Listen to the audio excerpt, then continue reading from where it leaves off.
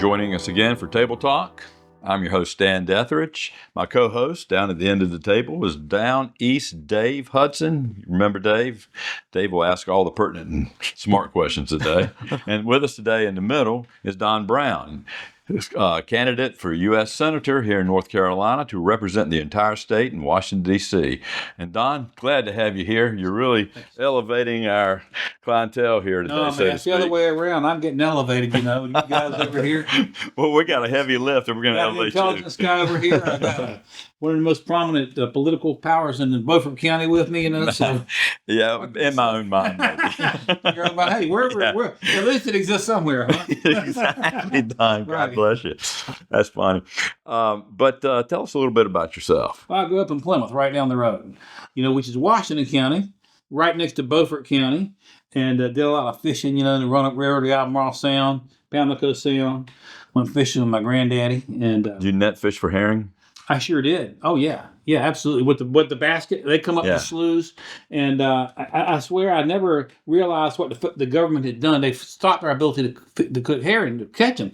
But there was an Easter Monday in Jamesville, North Carolina. They'd run the seine. They call it across the Roanoke River. I don't know if you remember any of that or not, but they run that net across the river, and millions of them would come in. And there were two restaurants down there on the river's edge. There was River's Edge Restaurant, which I think might still be there, and the Cypress Grill.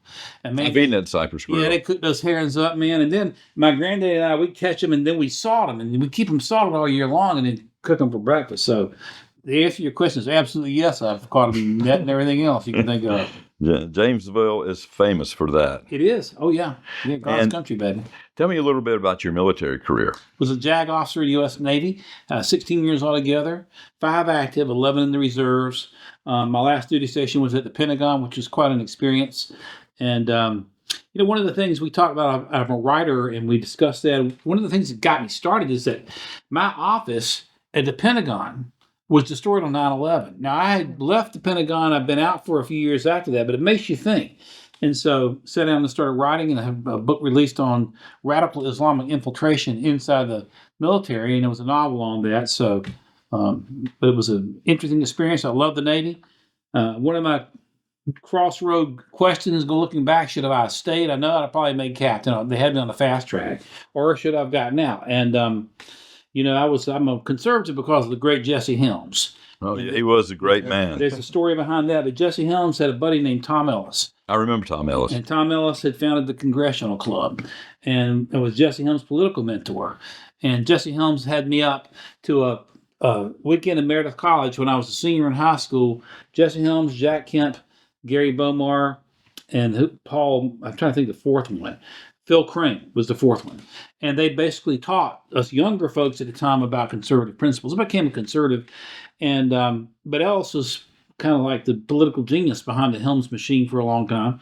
And I always said if I had a chance to go to work for his law firm, that might pull me out of the Navy. One thing led to another. I had a chance to go to work for Maupin, Taylor, and Ellis in their Fort Mill, South Carolina office, which is a suburb of Charlotte. And so that's what brought me out of the Navy and brought us back to the Carolinas. And you pretty much live close to Charlotte right now. I live in Union County, but my heart, of course, is in Eastern North Carolina. But I got a couple of daughters there and a couple of grandkids there. But they're nice folks up there. Charlotte has turned too blue for my taste, but there's still some great people there. It's like Raleigh; you just got to look for them to find them. Yes. And I'm from Raleigh myself originally and lived down here for many, many years, but I don't recognize it anymore. I really don't. So from Jesse Helms and that group, Tom Ellis, you learned a lot about the Constitution and what it means to govern from a constitutional perspective, Right. with our nation being what a lot of us regard as a constitutional republic. Right. Would you like to reflect on that a little bit, especially now that you're looking to seek the Republican nomination for United States Senator? Well, I have a passion for the Constitution. Not only do a lot of people call us a constitutional republic, but Article 4, Section 4 of the Constitution itself says that this Constitution shall give the states a Republican form of government. And I lecture on the Constitution. I love it. And, We're not a democracy? Well, you know, here's the deal. You know this already, but James Madison, the guy that wrote, the principal author of the Constitution, said democracy is the most vile. Democracy is the most vile form of government. That means it's pretty nasty. John Adams, our second president, said all democracies commit suicide. And the best one to me was Benjamin Franklin, who said that democracy is like two wolves and a lamb meeting at high noon and voting on what they're going to have for lunch. So that's the best one. But the founders hated democracy. Yeah. And there was never a question as to what type of government we had been really up until around 1913 when Woodrow Wilson started the world must be made safe for democracy BS. And when we passed the 16th Amendment, which is the income tax amendment, in my opinion, the biggest constitutional mistake we've made. And that year they passed the first Income Tax Act and also passed the Federal Reserve Act. There were a lot of damage done in 1913, but we are a constitutional republic. And, Reagan said famously and he was quoting Jefferson, which basically folks don't understand what the Constitution means. But Jefferson said the government that governs least is the government that governs best. Yes. And so our federal Constitution is designed to create a federal government that is limited. Yes. With most of its powers at Article 1, Section 8 for the Congress. The 10th Amendment specifically indicates that everything not specifically put in the Constitution goes back to the states. Mm-hmm. For example, education. There's no federal constitutional role for education, period. Now, the North Carolina Constitution does provide that a public education will be provided by the state in the General Assembly. And by the way, Article 9 of the North Carolina Constitution starts on the education part that religion, morality, and knowledge shall be the basis for good government and education. And the North Carolina Constitution defines only one religion in it, and that is the Christian religion, just so you'll know. But that's an example of how states have all powers that are not specifically put in the federal constitutions come to the states and local governances. Yes. You're a distinguished commissioner, and that's part of what you're overseeing. Thank God for the 10th Amendment. Yes, exactly. Well, if we applied it, yeah. If we applied it, that's the thing. So. Exactly. And, I've heard many times that all government is local, all governing is local. Well, but it needs to be that way because we're closest to the people. Well, let me tell you something. I was coming through Plymouth, my hometown, and Plymouth's got a nice little waterfront. It's not as expansive as Washington's, but they got a couple little places down the river. And I stopped in there. My sister still lives there, and went to there's a Riverside cafe in there. Went in there and ordered a salad and some coffee, and I overheard a couple of folks talking. And one fellow was running for town council, and he is a conservative guy from what I can tell, pro-business to conservative type guy. And I went over and said hello to him. He found out I was running for the Senate. He said, "Oh, you're running for something important." I said, "Nope. What you're doing is more important than what I'm running for because you're closer to the people." And it is true that all government is local, and that's the way it should be. Stan, you know what the folks in Beaufort County need and want, and you see them every day. And the farther away you get from the local county, local town, whether it's Raleigh or Washington, the representatives there, those are important positions, don't get me wrong, but are detached from what the local needs are. And so and we as Republicans, unfortunately, don't seem to understand that like we should understand it. We just looked at these elections, odd year midterm elections in places like Raleigh and Charlotte and other places where the Democrats just, washed open. I talked to the chair of the Mecklenburg County Republican Party, Kyle Kirby, who told me that if 40% of registered Republicans had come in Mecklenburg County and voted, that county would have been red. Yeah. So our own Republicans don't fully understand the importance of local government. We have a hard time getting Republicans in the polls on off-year congressional elections. Right. But they will come to the polls for the presidential elections. Yeah, that's right. It's presidential elections. They come. By the way, I was just as an aside. I got my first hit piece from the News Observer last week. Oh, congratulations. And the dude tried to set me up, trying to say, hey, he's trying to set me up like I'm too conservative. He says, don't you agree North Carolina's a purple state? I said, dude, let me ask you a question. His name is, what's the guy's name?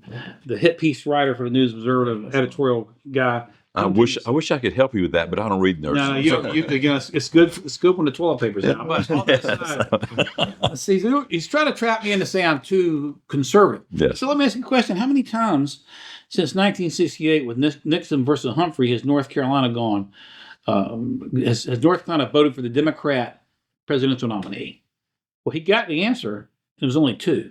Yeah. You know what I'm saying? So we are not as purple as they want us to think we are. We have a hard time electing a Republican governor, although the legislature is decidedly Republican. Right. It's an odd thing, the three most important Council of State positions, in my opinion. Well, first of all, the Attorney General and the Secretary of State are the ones who are controlling the levers of power on a daily basis. The Attorney General can decide who they want to prosecute, what laws they want to enforce.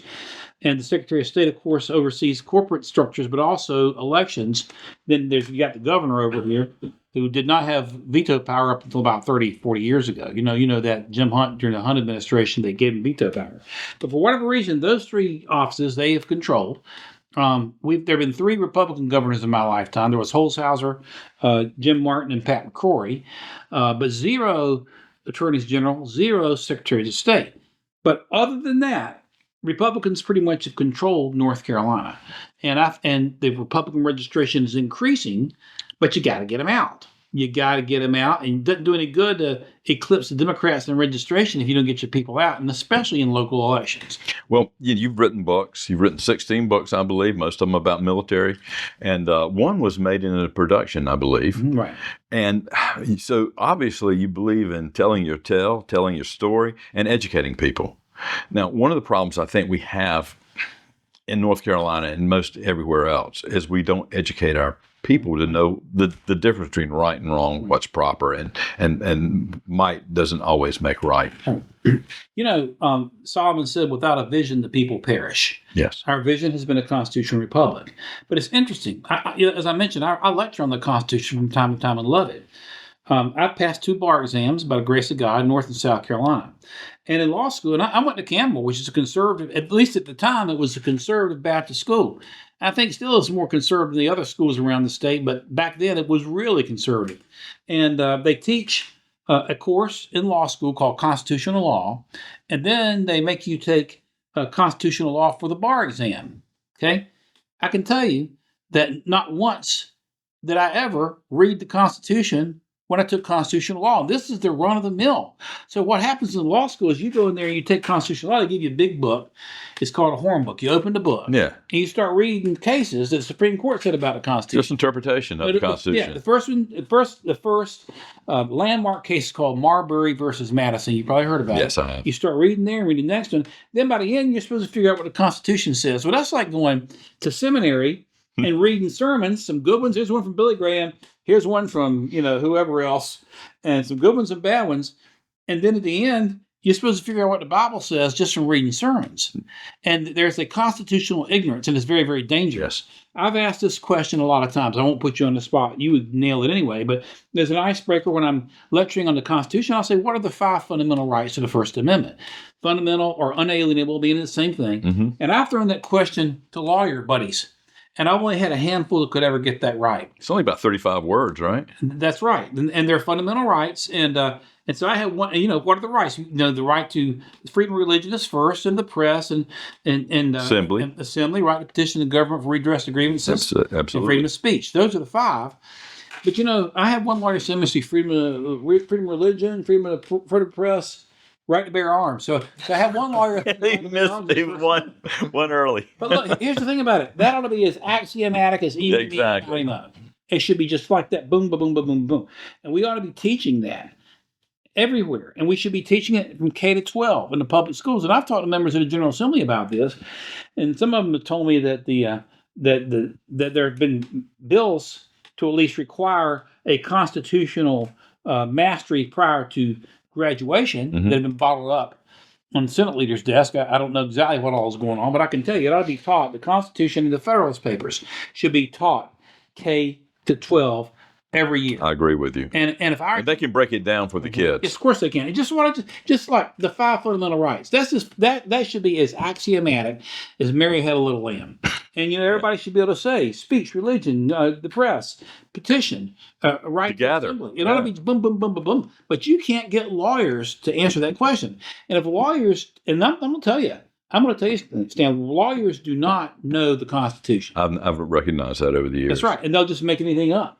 And sometimes they don't know the general statutes in North Carolina, too, I found. Yeah, right. But we've talked about the First Amendment, Second Amendment, and the 10th. We hit the 10th pretty hard. Right. we were talking earlier about the Article 2 abilities of the president. Mm-hmm. And one of the things we were talking about was what's going on in Venezuela right now. Mm-hmm. Right. We think, and we haven't heard Trump talk about it yet, but the President Trump, we think that he's got a big plan to not only take care of narco-terrorism, but to control Venezuela through the Monroe Doctrine. Would you like to speak to that? Well, and Dave, you jump in a little bit because I know you had a question you wanted to ask him about. Sure. So looking at it and kind of the way that things have been evolving in geopolitical scene and how we see that we may be, withdrawing more from our involvement in Europe and the defense of Europe, but we're focusing in the pivot to Asia. Sure. But at the same time, we still see China. They're heavily investing in South America and elsewhere in the world, and even the Russians to a smaller extent, but really trying to move in and insert their dominance, whether it's control of sea lanes, whether it's commerce, whatever the case may be, here in our hemisphere, mm-hmm. and whether or not what the president's doing is part of putting the Monroe Doctrine back into effect. Mm-hmm. You're not going to come in and interfere in our hemisphere, and if we have to make you rely on your own defense in your hemisphere, that should be right. They should be, they should have to maintain what they do first, but we need to focus on what we're doing here. And I think he's using whether it's tariffs, whether it's what we're seeing with Venezuela, potential military action, any of that, that's within his powers to do and part of a larger national strategy to some extent. And what you would think from your perspective. Well, actually, I was interviewed by Real America's Voice by their Pentagon correspondent on this very question about a month ago. Matter of fact, we were over in Craven County, and she was shooting me. I have my portable studio. Are we reverting to the Monroe Doctrine? I believe that President Trump is moving in that direction.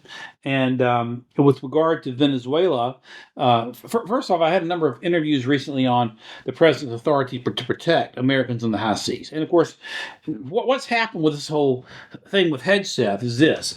You had these 6 senators, including Mark Kelly, come up with this stupid video basically encouraging American service members to disobey lawful orders. As a former JAG officer, you think they were not right to tell every 1.4 million service members to not follow Trump's rules and laws, what he needs? You've got to look at the context. So context is everything. Yes. Well, what they said, they had about 6 of them, and one of them was saying he's dividing Americans against Americans. You don't have to disobey the order. They were doing this within the context of the strikes on these narco boats. Okay, it's not like we're going into the Army War College at Carlisle Barracks or the Naval War College in Newport, Rhode Island, and having a generic discussion on the law of war. No, these were targeted at American sailors and Marines and soldiers in the Southern Theater. Okay, and so Mark Kelly is retired. He's a retired Navy captain, and the Uniform Code of Military Justice will allow retirees who have served at least 20 or in what we call the DEER system to be called back up. And what Mark Kelly did, he violated the UCMJ on multiple counts. Number one, disrespect to the commander-in-chief, conduct prejudicial to good order and discipline, sedition. Sedition is under Article 94 to UCMJ, which is when you're trying to discourage civilian control over the military. But when you look back historically, going all the way back to Thomas Jefferson, from the beginning of the Republic, presidents protected Americans on the high seas with the Barbary pirates. When we sent the Navy and Marine Corps in 1803. That's the first event for the Marine Corps, wasn't it? That's where you get from to the shores of Tripoli. Exactly. Yeah. That's exactly right. Abraham Lincoln seized the RMS Trent. It was a British mail ship that had Confederate sympathizers on it. When you go into World War II, even before World War II, in 1941, a year before Pearl Harbor, FDR was ordering the Navy to sink German U-boats that were interfering with American shipping with these wolf packs. And so he gave that order unilaterally without congressional approval. So you see it over and over and over again. And these drugs coming in. Now listen, we've lost more Americans, Stan, in 1 year to fentanyl than 10 years to the Vietnam War. Yes. They are weapons of mass destruction. So I was asked the other day on Fox and one other network, what about the second tap? Did he do wrong to have the second tap? Because remember, they're looking, when Hegseth threatened to call Mark Kelly up to be prosecuted, all of a sudden you get this second tap thing. You never heard of that before. After the senator from Michigan said, we don't have any specific illegal order. So they make up the second tap thing. Well, here's what I told the interviewers, and I'll share this with you as well. If that boat is still in the water, and it still has drugs on board, which are weapons of mass destruction designed to take our lives, by the way, either intentionally or inadvertently, then you blow it the hell out of the water, okay? And if some terrorist is hanging on to the side of the boat, that's just too freaking bad. They have to be hanging on because that's collateral damage to carry out the mission. So even if Pete had seen the terrorist out there and there were drugs on that boat, and he gave the order, it's fair game. Because they're moving that stuff in, and I've been well over 70 counties in North Carolina. I've probably talked to a dozen sheriffs, including the local sheriff. I've asked this question: what's the fentanyl situation? Since Trump sealed the border, it's gone down, but they're trying to bring it in through the high seas now. Yeah. So that's what's happening. Wow, that is very, very. You hit all the points right there. Well, that's where we are, and they'll try anything, they'll say anything, and it's just about accumulation of power. Democrats, Well, you're talking about sealing the border, and for 4 good years, the border was wide open, and we were lied to as a public, not only from the Biden administration, but from their media. They lied and said it was not a problem. Fentanyl came in. It's costing us trillions of dollars at least every few years to process these people into our society. Sure. And now ICE is trying to get them out, and they've gotten about 2.5 million out. And they're working hard to right the ship, so to speak. At least that's my opinion. Do you feel that the Biden administration was right to do what they did, even if it would have been a great benefit to the Democratic Socialist Party? Or do you think that President Biden may have done some treasonous things? I think you're closer to it with your second question. Now, first off, when you open the border like you do, and not only open the border, but they stopped enforcement at the border. Yeah. The message was sent into other parts of the country: come right on across, nobody's going to stop you. You're bringing in cartels. We were in Greensboro speaking to the Federation of Republican Women on the Saturday that the news broke about the Border Patrol coming to Charlotte. So we're to come this direction. We turned around and went back to Charlotte and did a video from First Ward. Okay. And the thing about it is with Charlotte, because Charlotte is at the intersection of 77 and 85, and there are two other major interstates, and is one of the busiest airports in the world. What Biden has done is he's created drug trafficking conglomerates and sex trafficking conglomerates. That has been the largest immediate thing that we've seen, but what we haven't seen is sleeper cells, because these Muslims are coming across, these Sharia fools are coming across, they're setting up sleeper cells all over the country.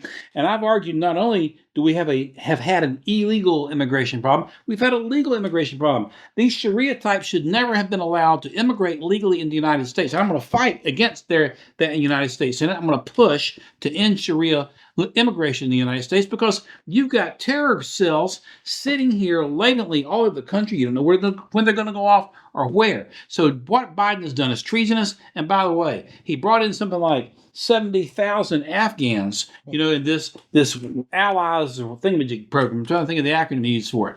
And of course, it was one of those that killed this National Guardsman, this young lady from West Virginia up in D.C., and shot the other one. So I think both of them headshots. These have been treasonous actions for sure by that administration, and somebody ought to be made to pay for it, if you ask me about it. It's done a lot of damage. Oh, it has. I don't think there's been this much damage done to our nation since World War II. No, right, exactly. And it's designed by the executive branch of the federal government and by the deep state. You see, we're fighting English-speaking communists. Yeah. Our enemies are now among us, and they speak English. And we got to understand that the sooner we do, the better off we're going to be. God bless you. I was going to say that brings up an issue too with the lawfare we saw under the Biden administration, and now in an attempt, whether it's Department of Justice, whoever, to investigate what transpired and prosecute anybody who is found guilty through the evidence or whatever. But one of the items that we've heard is an issue now is trying to confirm judges to the bench and actually be able to set up to where they can even prosecute or have the courts available, because of blue slips being used by certain senators to prevent the nominees from being able to take the bench. And I don't know if you've got an opinion on that. I actually wrote a book on lawfare. Okay. It was really, my most recent book was called Kangaroo Court, and the book that's a good title. The book was released in October, and it's a look at the Democrats' use of lawfare going back over 30 years. Really, we look at the Trump prosecutions, and in that book, I predicted correctly that if Trump prosecutions would unravel, every one of the prosecutions against President Trump was an assault on the Constitution. But last night, believe it or not, we go from the chief White House correspondent for NBC News to you guys. And you guys are my kind of guys, you know what I mean? Thank you. Thank you. We try. But we were with the chief White House correspondent, Peter Nichols, in Raleigh last night, and this conversation came up. He said, well, and I said, the Democrats were assaulting the Constitution with these these political prosecutions. He said, well, isn't Trump doing the same thing? And he brings up Letitia James, and he brings up, Comey, and I guess Bolton. I said, no. He said, why is that? It's because you've given me 3 isolated instances with Letitia James are looking at her for a legitimate potential crime, which is mortgage fraud.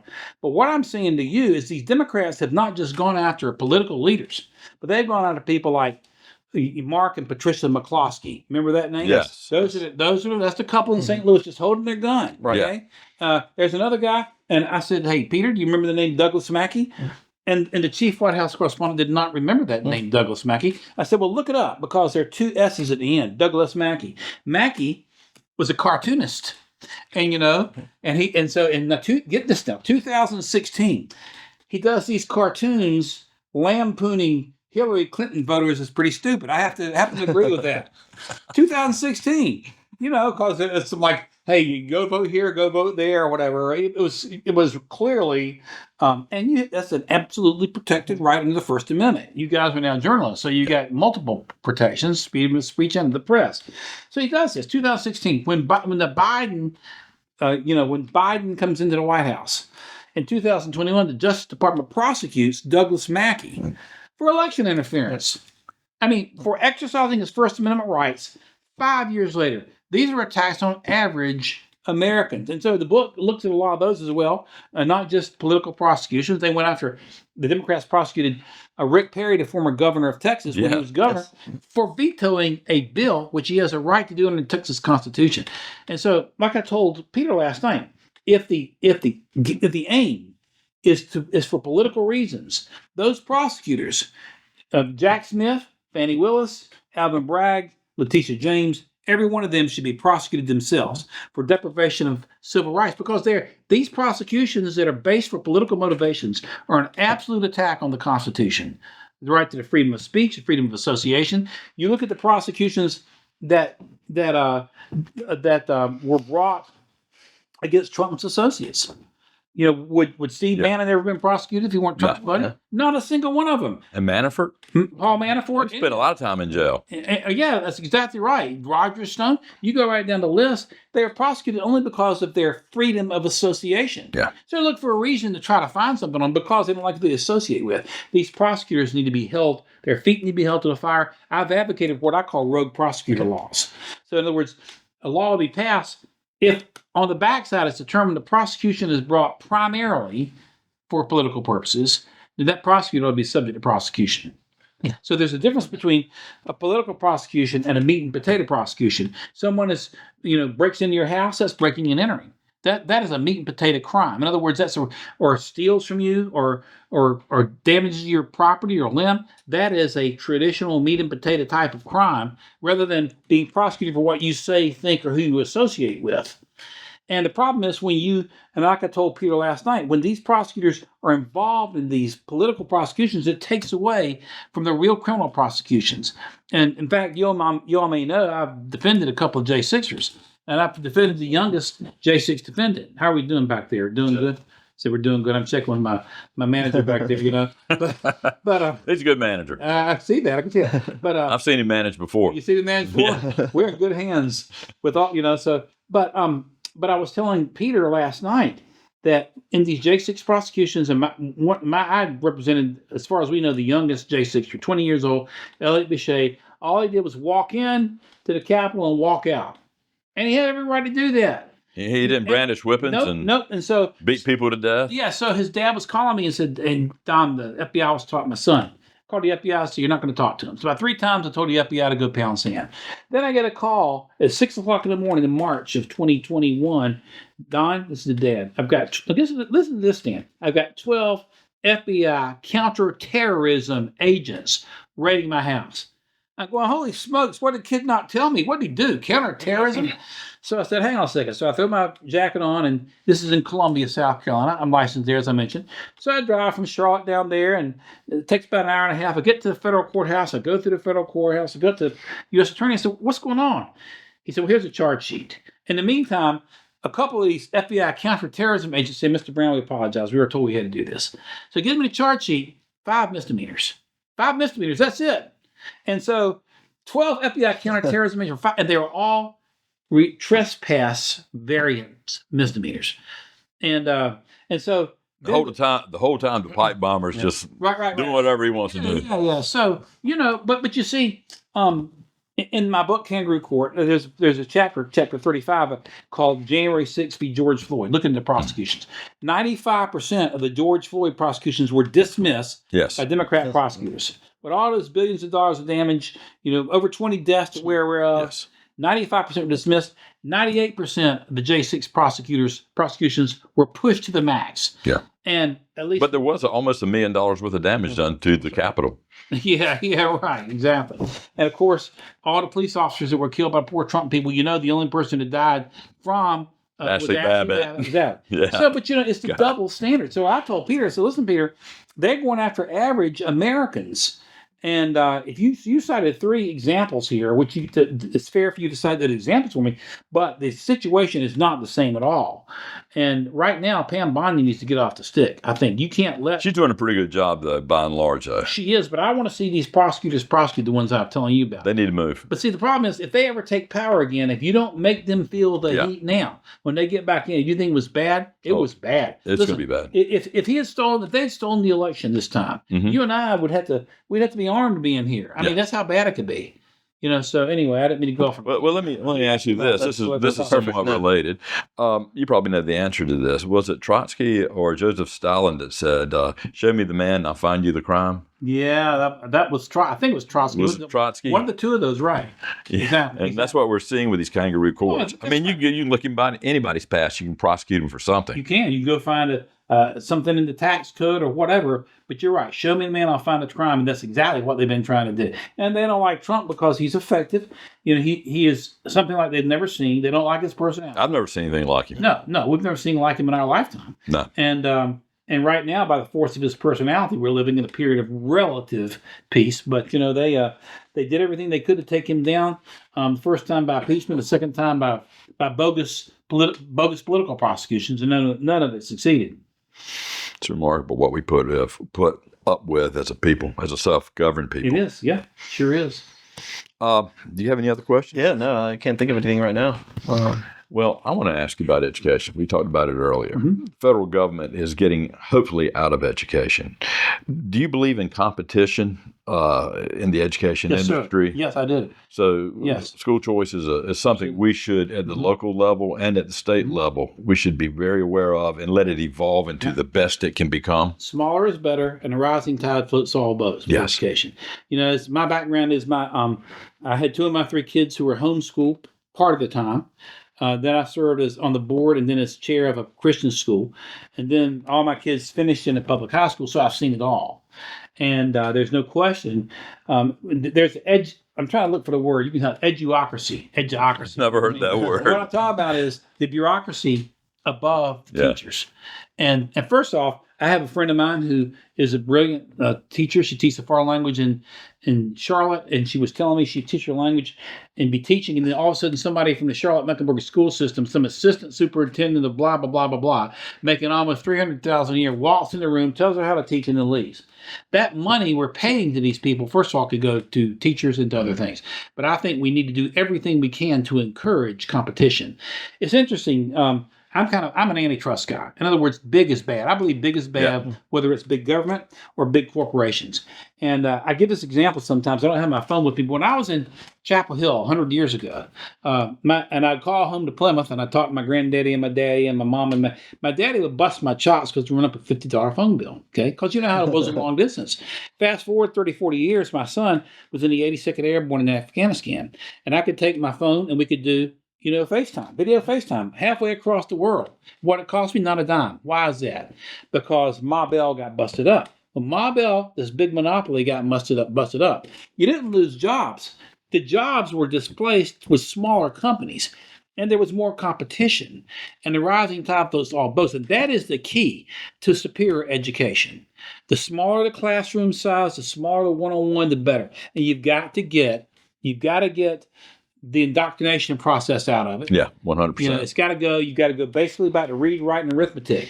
Let them think for themselves. Well, I mean, Teach them how to think, I spoke out, not what to think. spoke out against Common Core and went out on the trail and spoke against it and a little bit about it. The Bill and Melinda Gates Foundation were in bed with the Department of Education. The Department of Education would come to North Carolina, other states, offer billions of dollars if we would accept this curriculum that had not even yet been written. You know, and there were two working groups for Common Core, one for language arts, one for math. They met in Washington, D.C. The leader of each group was a university professor. The mathematics guy was a guy named Bill Milgram. He had been a mathematics guy that was involved in the Apollo moonshots and taught at Stanford. And the language arts lady was named a professor of English named Sandy Stotsky at the University of Arkansas. Both Stotsky and Milgram resigned from the working group because they found out, number one, on the math side, that what Common Core would have done would have pushed our mathematical scores down. In other words, it would have mandated that the highest you could go in calculus in high school would be pre-calculus. And so you don't get calculus to your college. And some schools have calculus in high school. So it's putting us behind our Asian competitors. Yes. And on the language arts side, you wouldn't believe the trash, purient stuff, sexual stuff, communist stuff. They were taking Dickens out. They were taking Shakespeare out. All the stuff on which our Western civilization is based, and putting purient trash in there. And so both of those professors resigned from the group. And in most cases, that got shut off. But the Democrats would try something else. But this is an example of top-down education. It's not really education, it's indoctrination. So back to your question, yes, encourage competition through homeschools, through private schools, through Christian schools, through choice. And, you know, you should get a tax credit, in my opinion, if you're going to search for educational opportunities and try to find ways, because the General Assembly here is tasked with the responsibility of educating under our state constitution kids in North Carolina, but it doesn't say. And the public school system is fine. The public school system gets better if it's pushed, like in anything else. So I believe in competition and education. Speaking of monopolies and government monopolies, besides education, the public education being a government monopoly, and I think we agree on that. Absolutely. There's a government monopoly at all levels of government, mostly at state and now the federal government, for medicine. Right. For our health care. Absolutely. And that's going to be a big decision for you to make when you become a senator. Well, I've already made a decision on how to go with that. You may be aware I was involved in major federal litigation against these jabs that came out. I mean, we may have talked about that a little bit. We talked about I think we did, yes. Yeah, I got involved in some major federal litigation against the Savannah River nuclear plant in Savannah River, South Carolina. And sued. I had 78 plaintiffs, including mostly nuclear engineers who didn't want to take the jab because Biden was telling the Department of Energy to tell the employer, Savannah River Nuclear Solutions, either force your people to take the jab or cut the federal money. So we sued him, went to the Fourth Circuit, and the Biden finally backed down. We found out that from the discovery in that case, now get this, from the federal government's own numbers, in a 10-month period from January to October 2021, there were more deaths from the 3 COVID jabs, which are under an experimental use authorization, all experimental. In that 10-month period, then, from every other jab combined over 30 years. And the dastardly government kept that away from us. You know, Eisenhower, who I think is the greatest general, you're an Army guy, right? That's right. I'm the only oddball in the family. All my sons. Oh, yes.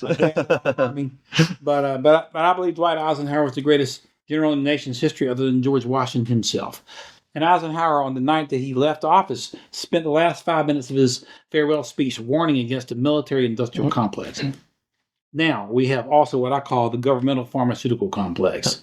Yeah. You know, and the information that I just shared with you should have been made public. They were instead pushing the lies, safe and effective. You take the jab, you won't get the COVID. And then when they got the COVID, like Joe Biden and Lindsey Graham says, well, I got the COVID, but I'm sure I'm glad I got the jab. Wait a minute, I thought you told me you weren't going to get the COVID. But you see these jab manufacturers are protected from liability. If something goes wrong, gives them a carte blanche. None of our North Carolina companies are protected. Lowe's is headquartered in Cabarrus County. That's not protected. You got Pepsi Cola. It used to be in Newbert. I don't know if they still are now, but they're not protected.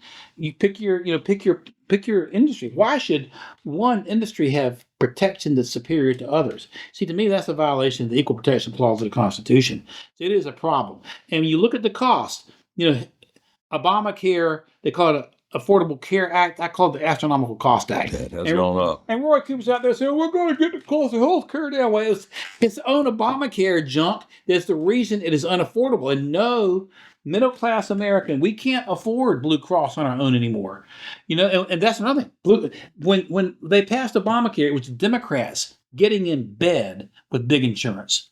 So they help to foster that monopoly. So you got one option in North Carolina, that's Blue Cross.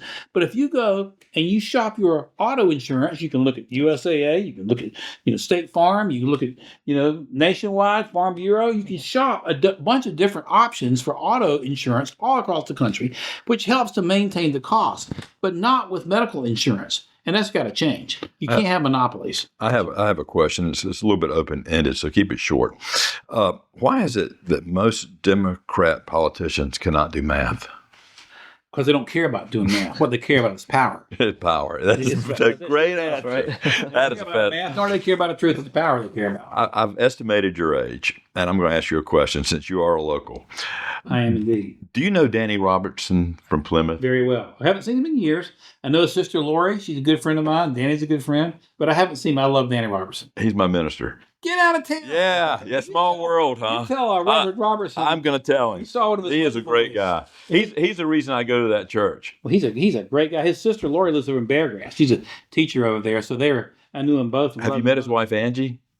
Maybe years ago. She is something else, too. She's another reason I go to that church. Well, I'll tell you one thing. I'd be going to that church if I was... Well, all the people that go there just salt of the earth. I love it. Right, yeah. And the whole eastern part of the state, Eastern 95 salt of the earth. Of course, there's a lot of salt of the earth all over the state, but you know how it is. I know. East and west is usually the best. You said it. He said it. I love the middle, too. I do. We love the middle. Everybody loves it in the middle. And we won't argue the barbecue. It's warm and calm in the middle. Yes. We've had a great time. Thank you. Don, thank you for coming down here for Table Talk. Thank you, Down East Dave. Yes, appreciate it. Yes, sir. Absolutely. Intellectual questions. Both, man. Yes, sir. Surrounded by intellectual partners on both sides. Let's vote for this guy. Absolutely. Thank you. Appreciate it. God bless you.